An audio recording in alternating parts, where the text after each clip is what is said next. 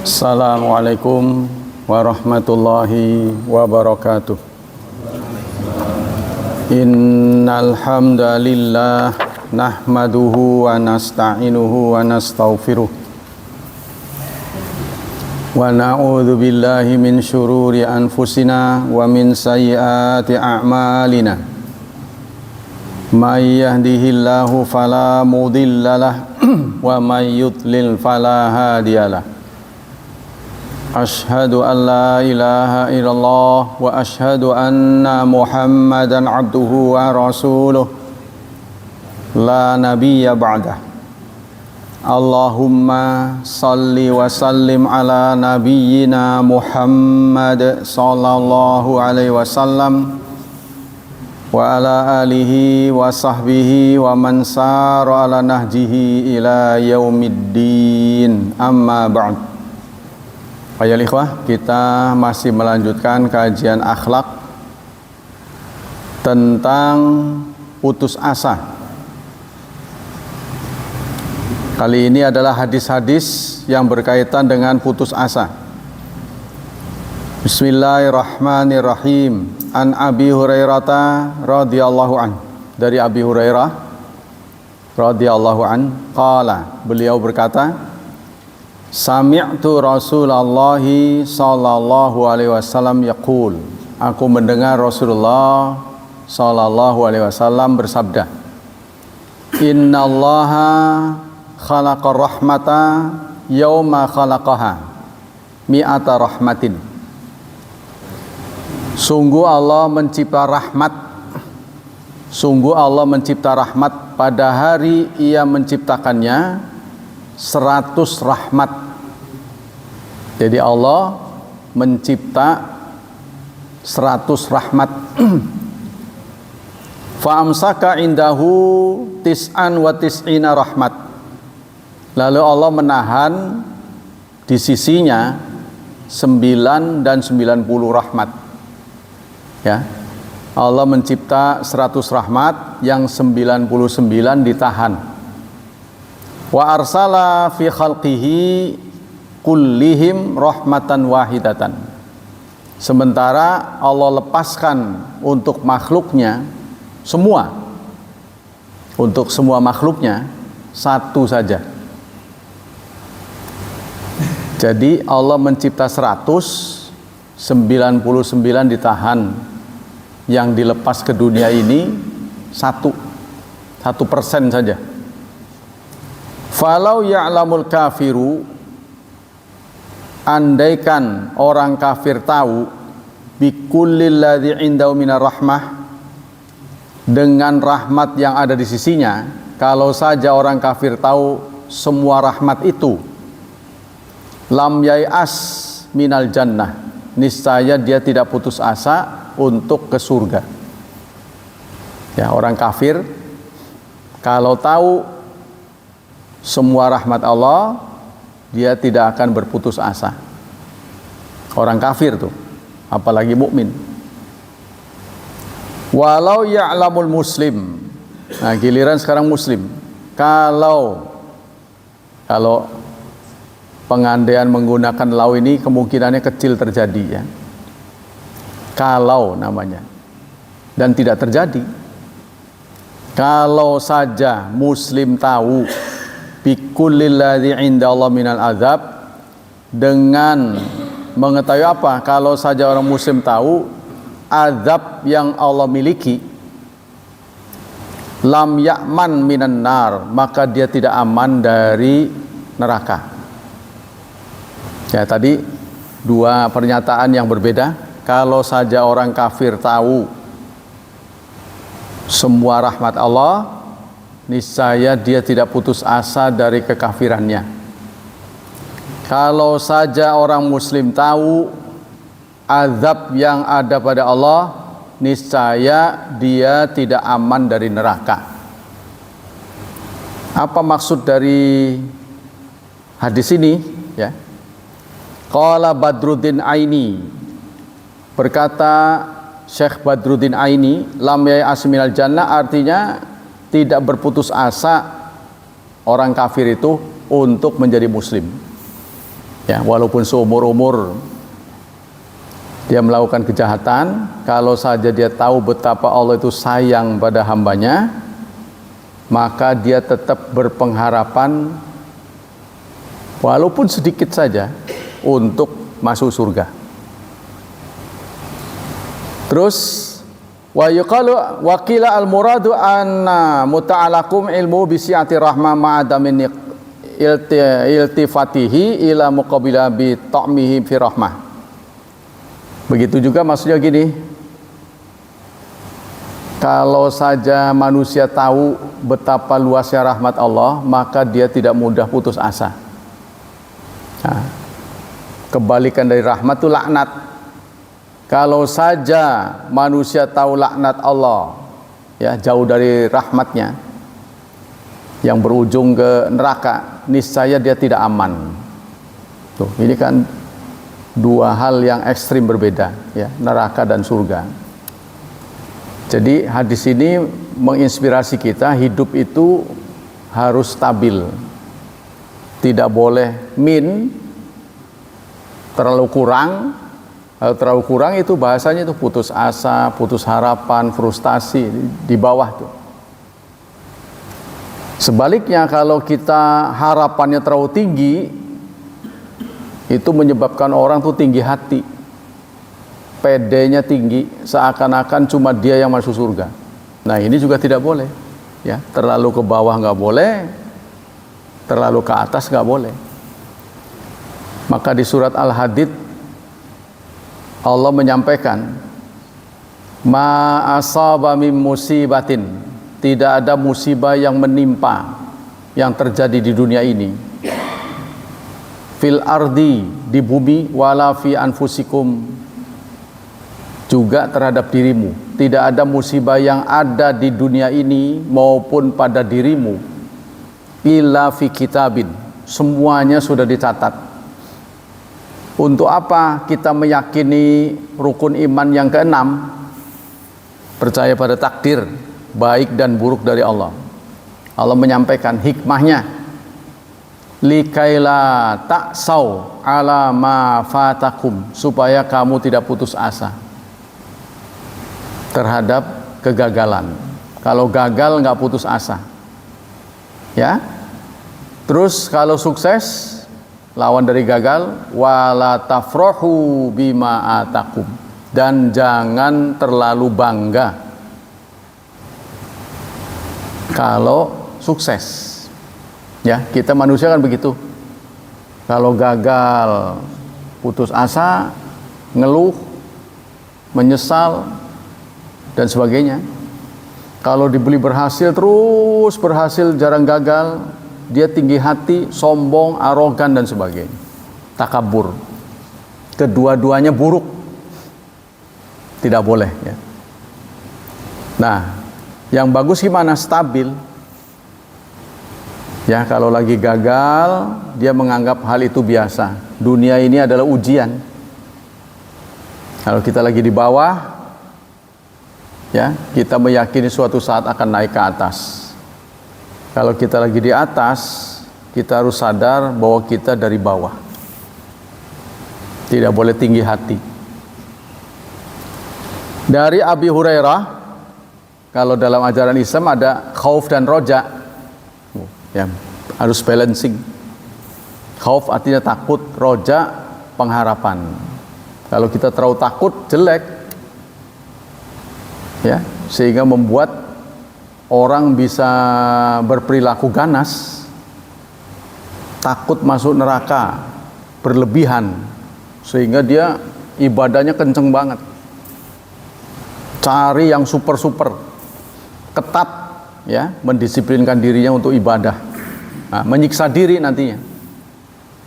Kalau terlalu takut, nah, kalau dia terlalu roja, pasti saya masuk surga ini mah, orang lain mau belum tentu, sombong. Manusia begitu, terlalu tinggi tidak bagus, terlalu rendah tidak bagus. Ada saran dari ilmu manajemen, katanya bagusnya 50-50. Jadi begini, kalau Anda ditanya, ya, pengandaian ini, berapa persen kemungkinan Anda masuk surga? Tuh, kalau ditanya, berapa persen kemungkinan Anda masuk surga? Ya, yang ditanya Anda, yang jawab Anda. Kalau kita menjawab 99,99 saya masuk surga, maka Anda akan menjadi sombong. Tuh, katanya begitu. Ya, menurut ilmu manajemen. Sebaliknya, kalau Anda jawab, saya mah, aduh, masuk surganya 0,000, banyaklah nolnya, maka Anda menjadi tipe orang yang putus asa. Sama-sama buruk. Nah, di dunia penjahat, dia tahu bahwa dia jahat. Orang jahat tahu bahwa dia jahat. Kalau dia nggak tahu dia jahat, pasti dia mengajari anaknya jahat. Ya, kebanyakan penjahat mengajari anaknya nggak jahat. Itu artinya dia tahu bahwa apa yang dia lakukan jahat. Kemungkinan untuk bertobat lebih besar daripada orang yang berbuat jahat tapi dia nggak tahu bahwa dia jahat. Tobatnya kecil. Nah, kalau orang jahat terlalu banyak jahatnya, terus dia tidak punya pengharapan, maka dia akan bunuh diri. Nah, perilaku seperti ini pernah ditunjukkan dalam cerita di zaman Bani Israel. Ketika seseorang sudah melakukan pembunuhan 99 nyawa, datanglah dia kepada seorang kiai, seorang syekh, bertanya, apa ada kemungkinan tobat buat saya yang dosanya udah seabrek, ya, dunianya sudah hitam. Memang dosa Anda apa? Ya, saya sudah membunuh 99 nyawa. Kata kiai itu, waduh, kalau itu mah nggak bisa dimaafkan itu mah. Nah, si penjahat ini berpikir, ya sudah, kalau nggak bisa dimaafkan sekalian aja dibunuhnya. Kiai yang berpendapat begitu itu, ya, dia cari lagi, kiai lagi, nanya yang sama, dijawab, jangankan Anda baru segitu, meskipun dosa Anda, ya, sepenuh langit dan bumi, Allah Maha Pengasih dan Penyayang. Ini ada di kitab Riyadhus Shalihin, ya, hadisnya sahih. Jadi, ya, tetap terbuka pintu taubat untuk Anda. Terus gimana caranya? Udah gini aja. Di sana ada orang alim, datanglah ke sana, bergurulah dengan dia. Nah, kemudian dikabulkan. Baik, saya akan lakukan. Nah, ketika dia bertekad ke sana, di tengah perjalanan ajalnya tiba. Ya, menurut hadis Rasulullah SAW, malaikat berebut antara malaikat azab dan malaikat rahmat. Siapa yang berhak mengambil nyawa dia? Kata malaikat azab, dia yang berhak karena dia belum tobat. Kan belum eksekusi, ya, belum nyampe ke kiai yang ditujunya. Kata malaikat rahmat, dia sudah ada niat. Walaupun belum kesampaian, dia pun sudah ada niat. Sehingga yang berhak malaikat rahmat, karena mereka bertengkar, diadukanlah kepada Allah. Ya, lalu Allah memutuskan diukur aja jaraknya antara niat dia sampai ke tujuan tuh lebih dekat mana, sampai di tempat ajalnya. Diukur. Ternyata lebih dekat ke tempat kiai itu jaraknya, ya, antara rumah dia sampai di tempat dia ajal, terus diukur dengan tujuan yang mesti dia ke situ. Ternyata lebih dekat ke tempat tobatnya. Nah, maka dia mendapat rahmat. Ya, ini memberikan inspirasi pada kita, niat yang dibarengi dengan perilaku kita, sudah niat walaupun belum tereksekusi, itu sudah mendapat pahala di sisi Allah. Selanjutnya dari Abi Hurairah radhiyallahu an, qala Rasulullah sallallahu alaihi wasallam, "Lau ya'lamul mu'min ma indallahi minal 'uqubat, ma tama'a fi jannati ahad." Dalam hadis yang diriwayatkan oleh Abi Hurairah berikutnya, kalau saja ya, sekiranya orang mukmin tahu apa yang disediakan Allah di sisinya, artinya hukuman yang Allah sediakan di sisinya betapa dahsyatnya, maka dia tidak berpengharapan masuk surga. Jadi nggak ngarepin masuk surga. Jadi yang diharapin apa? Yang diharapin cuma nggak disiksa aja. Kalaupun nggak bisa masuk surga nggak apa-apa, yang penting jangan disiksa. Makanya itu ada lantunan lagu tuh, ya. Ilahi lastu lil firdausi ala. Aku tidak berhak masuk surga, tapi aku tidak kuat kalau masuk neraka. Sampai ada seorang sufi perempuan namanya Rabi'atul Adawiyah, ahli ibadat. Dia menjadi guru dari Hasan Basri, seorang ulama terkenal. Kata dia, biarpun engkau tempatkan aku di neraka, biarlah, yang penting kau ridho. Ini sebenarnya ungkapan mustahil. Yang penting kau ridho. Kalau engkau ridho menempatkan aku di neraka, saya siap menerimanya. Jadi ini suatu cerminan dari jiwa yang sudah menyerah pada Allah, ya, mengingat dosa terlalu banyak. Kalau kita banyak kesalahan, kalau kita tahu jasa orang tua, ya, tentu kita tidak menuntut apapun dari orang tua, karena jasa orang tua itu tidak bisa dinilai dengan apapun. Jadi kita di depan orang tua itu diam saja, nggak minta apa-apa. Ya, yang penting orang tua sayang pada kita. Nah, kalau dia ngerti, kalau dia nggak ngerti ya dia banyak nuntut. Nah, kita juga begitu. Kalau kita nggak ngerti betapa nikmat yang Allah sudah diberikan pada kita itu terlampau banyak, kita tidak minta apa-apa, ya, tidak disiksa aja udah bagus. Udah kamu nggak kebagian kapling, ngampar aja, ya nggak apa-apa lah. Yang penting udah nggak disiksa aja.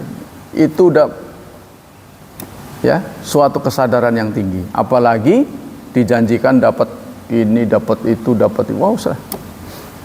Nah, itu beberapa tingkatan, ya. Tingkatan hamba ini banyak.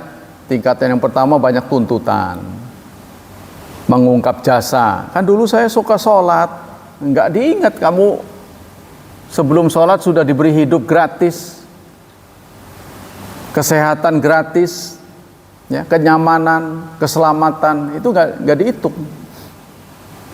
Jadi kita ini sudah dibayar sebelum bekerja. Kita sudah dibayar sebelum bekerja.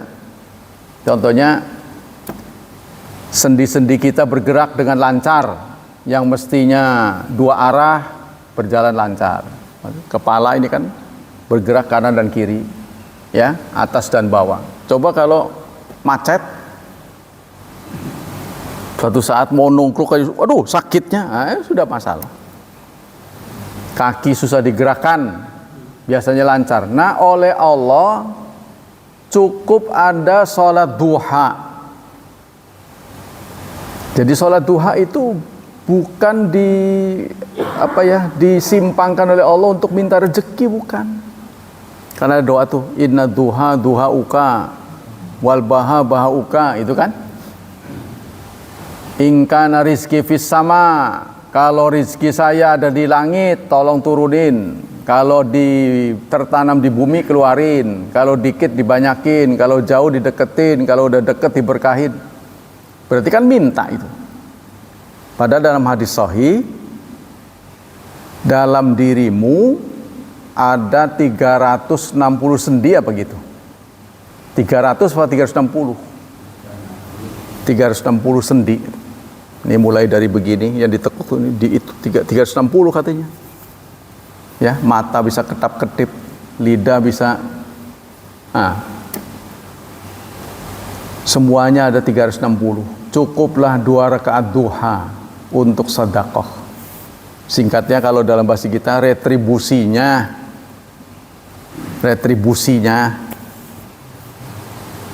cukup sholat duha 2 rakaat minimal. Kalau maksimal 8, duha kan maksimal 8, 2, 4 kali ya. Yang sempurna paling rendah 4 itu sempurna tapi tingkat rendah. Kalau yang minimalis ya 2, cukuplah 2 rakaat duha sebagai retribusinya. Sama dengan tubuh kita ini kan ada limbahnya, keringat, kotoran, urin, semua tubuh yang ada lubang-lubang itu kan pasti ada limbahnya. Nah, limbah jiwa kita ini zakatul fitri. Ya, setahun cuma 2,5 kilo, kan rendah sekali itu. Masa sih nggak bisa? 2,5 kilo. Kalau sampai Anda tidak bisa menyediakan 2,5 kilo, maka tergolong mustahik. Nah, terjadi perbedaan pendapat, apa mustahik menjadi muzaki apa enggak? Maksudnya orang yang saking susahnya menerima zakatul fitri, dia sendiri wajib zakat enggak? Kan dia nggak punya. Dia ini wajib zakat enggak? Setelah dikasih itu dia potong lagi apa enggak? Kan dia apa memang mustahik ya mustahik? Ya, muzaki ya muzaki, tidak mungkin dua-duanya.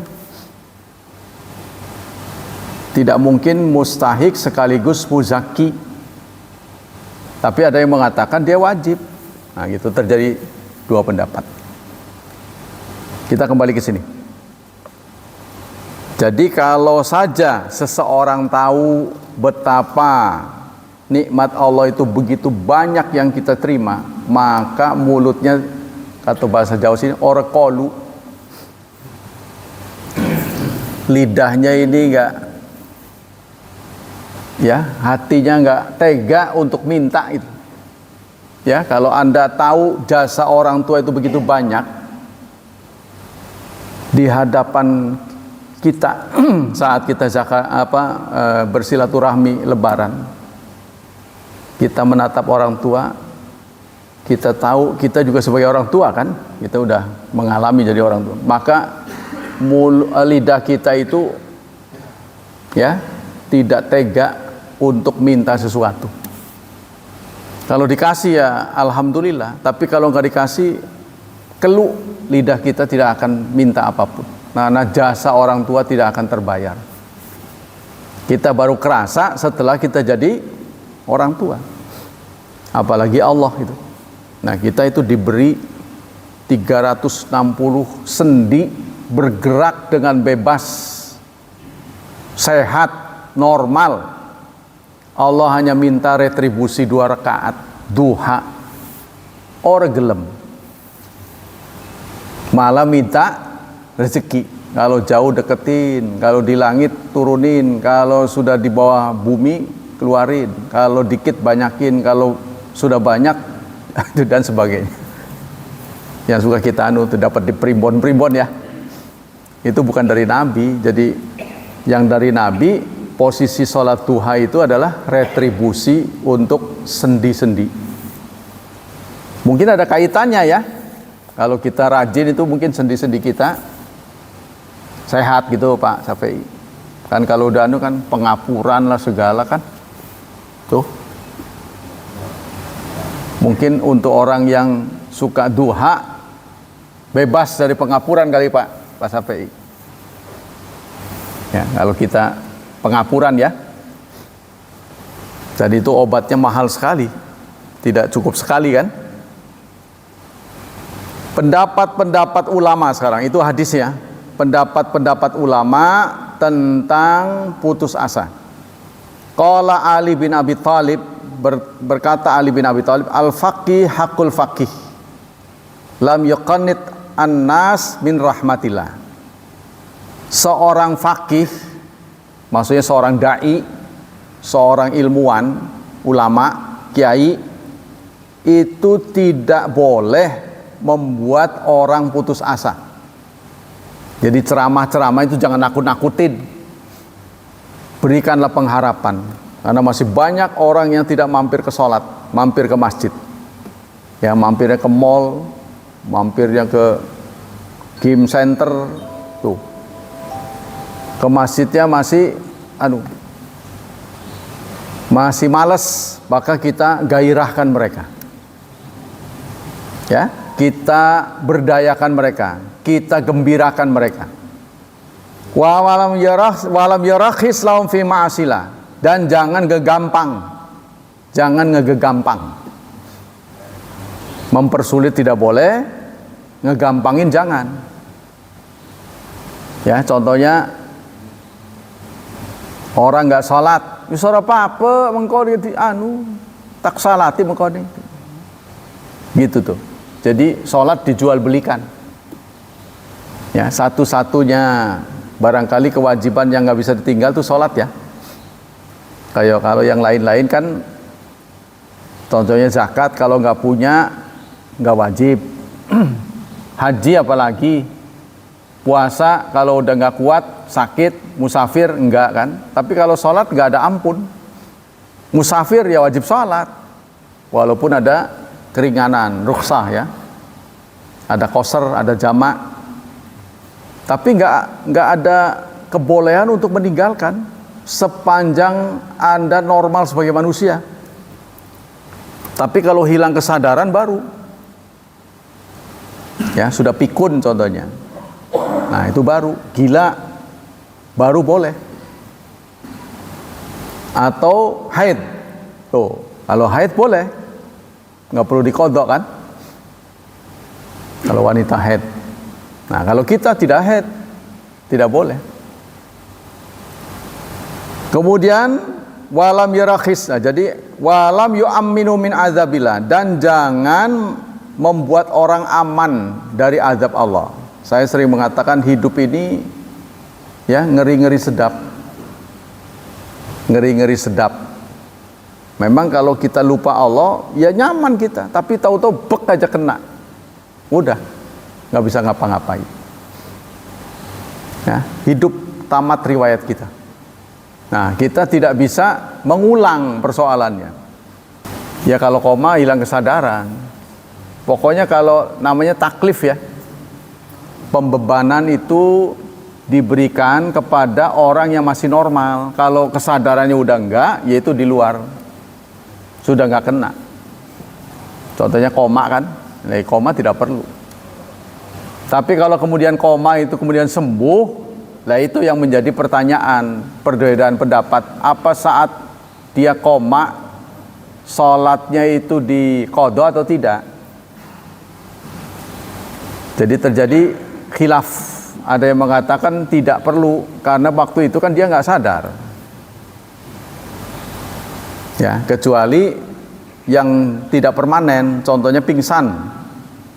Karena faktor kesehatan kan, pingsan. Nah, terus dua waktu, ya, zuhur dan asar, maghribnya sadar. Nah, itu yang zuhur sama asar gimana? Kalau tidak permanen, wajib diqadha. Sama dengan orang lupa lah. Lupa karena kagol, ya, lagi servis motor, ini ada problem gitu. Ada trouble yang membuat dia sampai lupa. Ingat-ingat sudah maghrib. Aduh, nggak taunya zuhur dan asar belum. Nah, dulu di zaman Nabi Sulaiman, beliau saking asiknya memandikan kuda perang. Matahari mau tenggelam, baru ingat dia. Maka dia minta kepada Allah, tolong matahari digeser lagi. Digeser, dikabulkan oleh Allah. Dia putar balik. Ya itulah punya mukjizat ya. Nah, kalau kita ya nggak bisa. Ya paling itu qadha. Karena tidak permanen. Dulu begitu. Di zaman Rasulullah, bulan terbelah. Di zaman Nabi Sulaiman, matahari dipundur. Mereka punya kesaktian. Ya, teknisnya bagaimana kita nggak tahu. Jadi bulan pernah terbelah di zaman Rasulullah atas permintaan orang Quraisy. Gitu Pak. Jadi kalau tidak permanen, itu bisa terjadi pada kita. Begini loh. Masih banyak di antara kita yang memahami sholat ini salah. Jadi Allah menginginkan kita sholat apa adanya.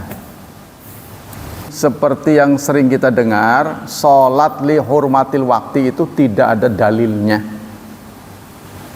Sholat li hurmatil waktu ini biasanya dipakai oleh KBIH ketika jamaah sedang di pesawat. Kan dia berdiri aja nggak bisa. Kadangkala ya boro-boro mau tahu sendirilah, toiletnya cuma satu, penumpangnya ratusan, ya nggak mungkin. Airnya pasti sedikit. Ya itu tayamum di situ. Ya, tayamum. Nah, kemudian kita sholat sambil duduk sebisanya. Nah, kemarin cerita lagi saat mudik itu ada jamaah yang nanya saya, nggak sempat zuhur dan asar karena betul-betul mandek. Jadi ke tempat rest area juga nggak bisa, berhenti, ngantri gitu, macet. Seharusnya udah dia di situ aja, duduk aja.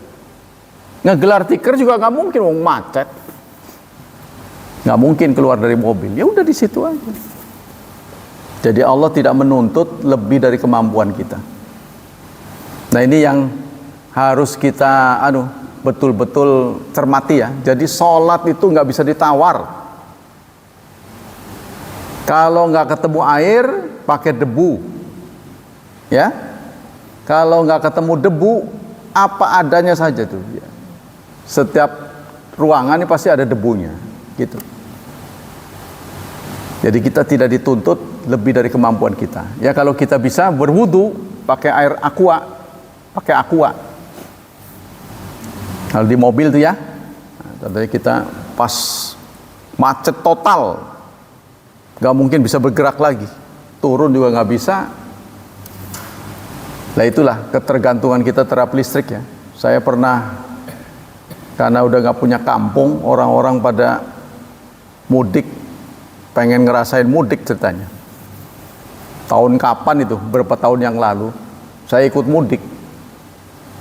Listrik mati, ya, macet total.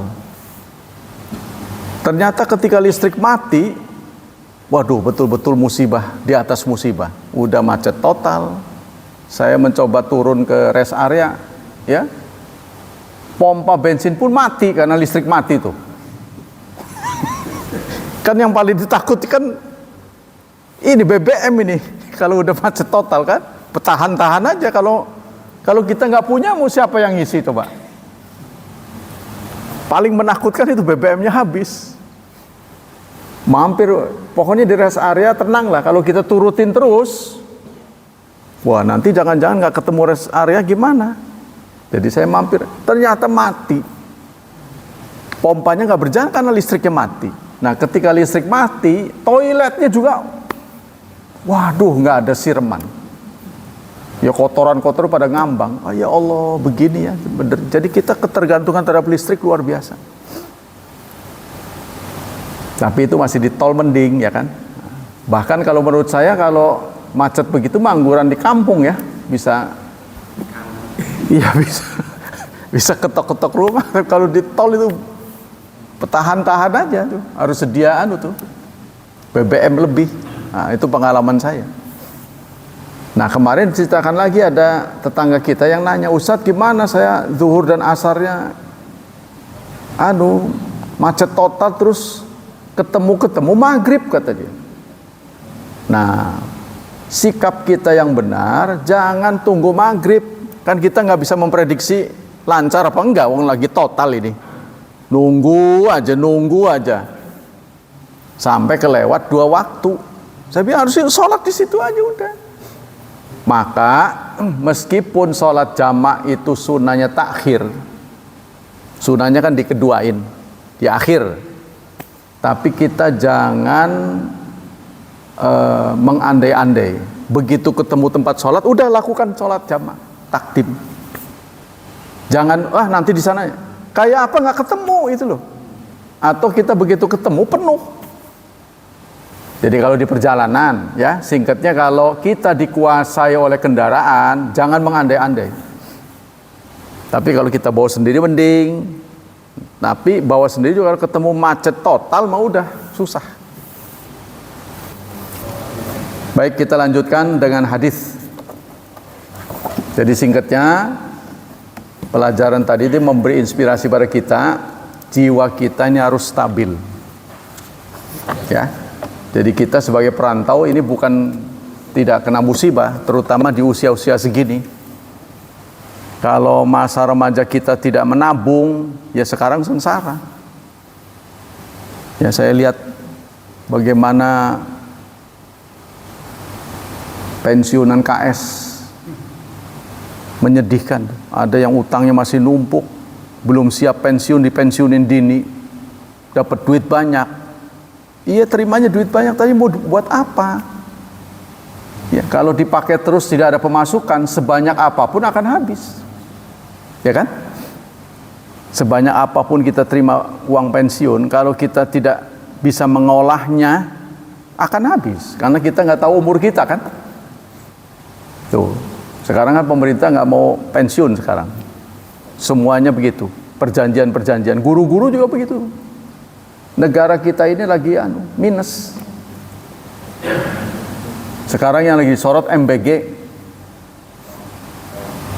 janji memberikan 300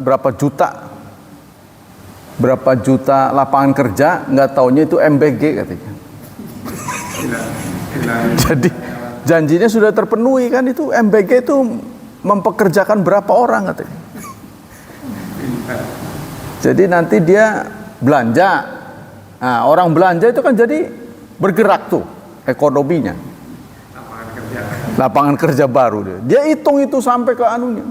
Nanti si toko ini beli ke sono, menciptakan lapangan kerja, yang satu jadi 5, tuh udah berapa tuh? Jadi janjinya nggak meleset katanya. Waduh, kalau dulunya nerangin begitu, mah mungkin rakyat berpikir lain. Dulunya nggak nerangin begitu, dikiranya ciptaan baru kan. Kita lanjut.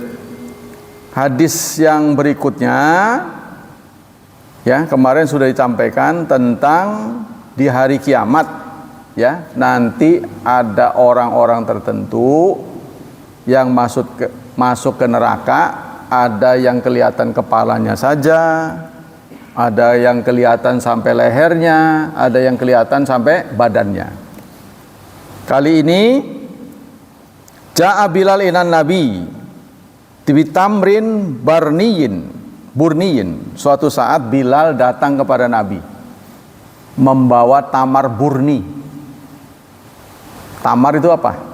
Tamar itu adalah kurma yang dikeringkan. Ya, kalau kurma yang masih segar itu namanya rutab. Ya, nggak beda dengan kita lah. Kalau masih di tanamannya namanya padi, lalu sudah digiling namanya beras, sudah diproses namanya nasi. Ya barangnya itu aja.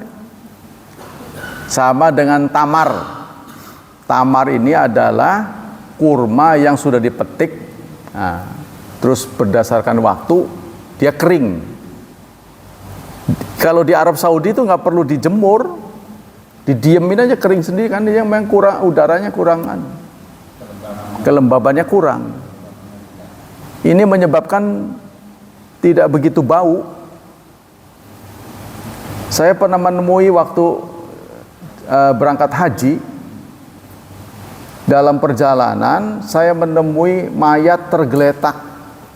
Nggak seperti di Indonesia, itu cepat diangkat.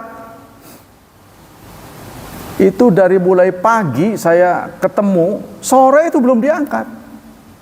Ya, saya maklum sih kalau untuk Arab Saudi ini, karena dia mengidentifikasi dulu. Nggak bisa sembarangan langsung dikubur begitu kan, nanti orang kehilangan itu. Kemana orangnya? Kalau ketahuan mayatnya, proses penguburannya kan dia maklum. Ya, kalau tiba-tiba diangkat langsung dikubur tanpa diberitahu ahli anunya, nanti jadi masalah. Jadi diidentifikasi dulu, karena yang datang itu kan seluruh pelosok negeri ya. Semua warga negara mungkin ada, semua bangsa turun ke situ. Nah, kenapa tidak bau, cuma ditutupi pakai itu doang, koran? Karena di sana lembab. Jadi terbukti dengan ada seorang jamaah yang diberi daging onta, lupa masukin ke kulkas, nggak bau, kering sorenya. Oh ya benar, berarti mayat juga begitu. Iya, kayak jadi dendeng. Jadi di sana itu nggak perlu ada penyinaran, apalagi disinarin. Nah, suatu saat Bilal membawa tamar burni, tamar dengan kualitas top ya, kepada Rasulullah. Setelah diberi, Rasulullah bertanya, min aina hadza? Kalau kita bukan Rasulullah, dikasih hadiah langsung lalap aja dia, embat aja kita. Apalagi yang dikasih bagus kan, wih bagus amat, main ini aja, main embat aja. Rasulullah bertanya, dari mana? Qala Bilal, kana indana tamarun rodiun, kami punya tamar yang jelek. Kata Bilal, kami punya tamar yang jelek. Fabi'tu minhu sa'in, lalu aku tukar 2 sok, ya 2 kilo katakanlah. Kalau ini sok itu sebenarnya ukuran zakatul fitri. Ya, tamar 5 kilo saya bawa ke tukang tamar. Ya, kurma kering, ditukar dengan 2,5 kilo. Saya bawa 5 kilo, ditukar dengan 2,5 kilo yang bagus. Tuh, kata Bilal. Faqala inda zalika, setelah mendengar pengaduan dari Bilal, awah, oh begitu, ainu riba, ini mah riba. Tuh, jadi tidak boleh, saudara. Ya, begitu juga kehidupan kita sehari-hari, terutama hidup dalam bertetangga. Kalau kita minjem beras, itu nggak bisa kita tukar dengan beras yang sama. Kenapa? Karena beras yang sama sekalipun kadang-kadang tidak sama. Contoh ya, kalau Anda nggak percaya, Anda beli di warung rojo lele, udah habis tuh, beli 10 kilo habis, nanti beli lagi, itu belum tentu sama dengan yang Anda beli itu. Jadi sebaiknya gimana? Sebaiknya kita harga aja, kita beli saja. Atau kalau mau ngutang dijelaskan rupiahnya berapa. Ini berapa nih, Anda beli berapa? Saya lagi kelangkaan beras. Ya, saya pinjem 2 kilo, Anda belinya berapa? Oh, saya beli 15.000. Udah saya ngutang 30 ya. Nah, direkannya ngutang. Itu untuk menghindari riba. Sebab kalau kita bilang kembaliin, ya, ternyata kita mengembalikan beda. Nah, ini riba. Masuk kategorinya riba. Jadi beda minjem dengan minta ya. Minjem dengan minta. Kalau korek itu minta. Karena habis korek kan lidinya berkurang itu. Kalau minta mah kalau minjem mah utuh. Palu tuh minjem. Minjem palu, nah, kan kita kembalikannya utuh. Nah, kalau minjem mobil, nah, kadang-kadang kita juga ya, ketika kita minjem ininya BBM-nya penuh, begitu dibalikin kurang 10 liter, itu bukan minjem itu mah. Harus, kalau minjem kan jasadnya aja. Ya kan? Kecuali kalau kita maklum ya, kalau BBM-nya saya nggak isi gimana. Nanti kita minta itu. Ya, jadi kita katanya kebanyakan riba atau tidak riba itu nego di awal. Kalau kita minjem nanti BBM-nya gimana? Saya isi apa enggak? Ya isilah. Yang punya ngomong isi harus diisi. Tuh, kita lihat stripnya kan? Lihat, perhatikan tuh garetnya. Barisnya di mana? Kan kita susah naker tuh. Berapa ini? Ya, kalau kita full, berarti nanti dipenuhin lagi. Berarti minjem. Nah, kalau kita bakal nggak ngisi BBM, kita bilang dari awal. Ya, itu namanya menghindari riba. Tuh, ini hati-hati ya, walaupun kecil-kecil riba itu hukumnya haram. Nah, Rasulullah sendiri bertanya, oh begitu kejadiannya. Ini dari mana ini kok tamarnya bagus banget? Begini ya Rasulullah, saya punya tamar nggak begitu bagus, 5 kilo, tak tuker menjadi 2,5 kilo yang berkurang. Ya, tapi diimbangi dengan kualitas yang bagus, itu riba. Jadi bagusnya gimana? Anda bawa 5 kilo di harga dulu, dijual. Nah, nanti dia punya harga berapa kita beli. Itu yang benar. Ya, sehingga ada perimbangan. Nah, boleh jadi 5 kilo ternyata 50. Tuh. Nah, itu yang bagus 2,5 kilo 75. Boleh jadi begitu, karena nggak enak ya udah diberikan. Ini namanya riba. Terus berikutnya hatta yastabri'aha bihaidatin. Berikutnya materi yang berbeda, yaitu tentang ghanimah. Salah satu bentuk ghanimah adalah perempuan dan anak-anak. Ya, kalau perang usai, maka yang kalah harus menyerahkan hartanya. Harta yang didapat dari kekalahan perang namanya ghanimah.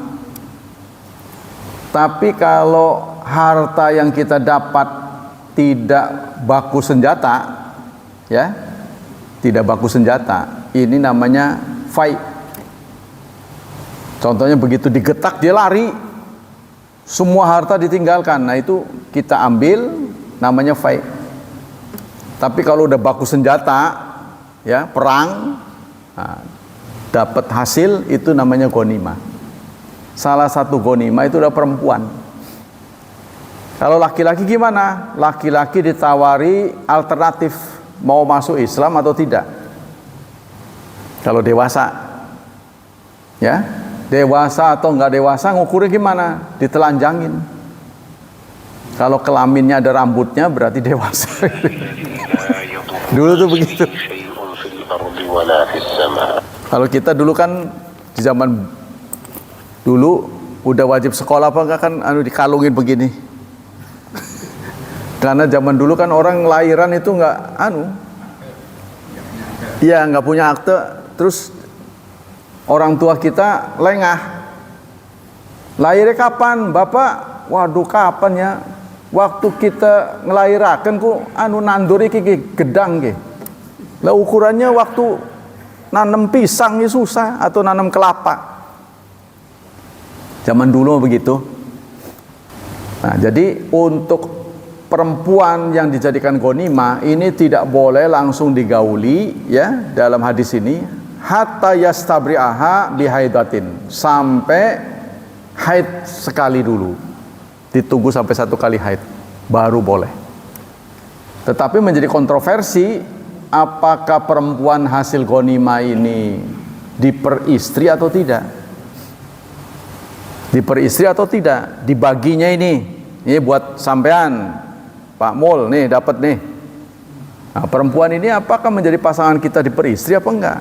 Sebab kalau diperistri yang namanya istri.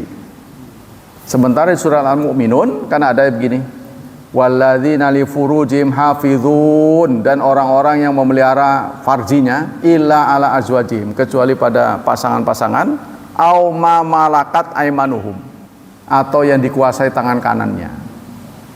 Tuh. Ya, apakah ketika dia menjadi budak itu langsung bisa menjadi pasangan tanpa menikah, atau menjadi menikah? Kalau menikah mah istri berarti. Ini menjadi kontroversi. Demikianlah hadirin hafizani hafizakumullah. Jadi hadis ini memberitahu kita kalau kita menangi begitu perempuan hasil ghanimah itu tidak boleh dicampuri sebelum dia haid sekali. Ya, harus dipastikan dengan haid itu berarti dia kosong. Jangan sampai di dalamnya ada benih, kita timpa lagi. Jadi Islam itu sangat menjaga keturunan. Keturunan siapa, keturunan, jangan sampai tumpang tindih. Itu intinya. Semoga Allah Subhanahu wa taala melimpahkan pahala yang berlipat ganda untuk kita. Semoga Allah tetap menjaga dan melindungi kita dari wabah dan fitnah, dari syubhat dan syahwat. Dan kita selalu berdoa untuk anak-anak kita, semoga Allah mudahkan hidup mereka, Allah berkahi, serta Allah takdirkan mereka menjadi hambanya yang salih dan salihat. Subhanakallah wa bihamdika, asyhadu an la ilaha illa anta astaghfiruka wa atubu ilaik. Wassalamualaikum warahmatullahi wabarakatuh.